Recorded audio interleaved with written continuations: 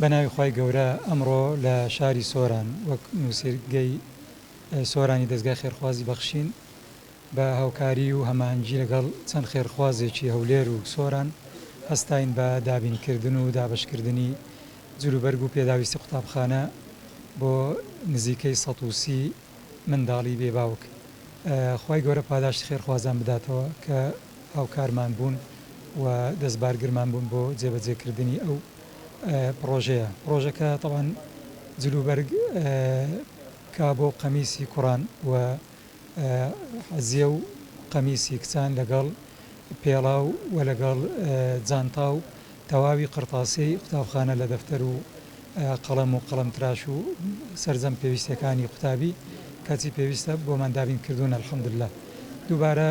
داواکارین خی گەورە پاداشتیان خێرخوازانە بداتەوە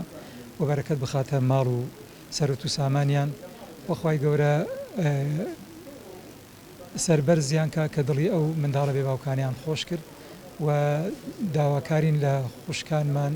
لە قوتابیان بە ڕێزانە هیواداری ئینشاءڵڵا مۆفق بن و سەرکەوتوو بن و ئیسفادە لەو جلوبەرگ و لەو پێداویستیان بکەن.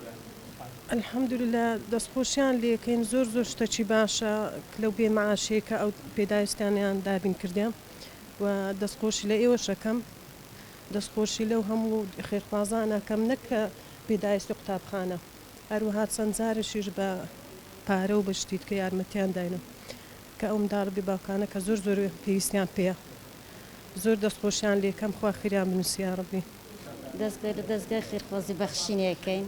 کو منداری بێباوک ئەوە تشتانیان دایتێ خوا خێریان بنووسیتن کو منداری بێباوک ئەو تشتانە ئەدەنێ بە قورعان ئەو جلکی تەلەبە و منداران و پێلا و جانتا و جلک و هەموو تشتیان پێداون خوا خێریان بنووسی ئینشەڵا. بەس عیدارانی باش نییە ڕاستی معاش نینن تاوە نینە جا بەخۆشتە تشتێک مڵۆ منداران نەکڕیە داو کاتا جلوبەرە زۆر زروری بوو لە مندارانان دابین کرد خوا خێریان بنووسی دەست و چاویان ساغ بێت.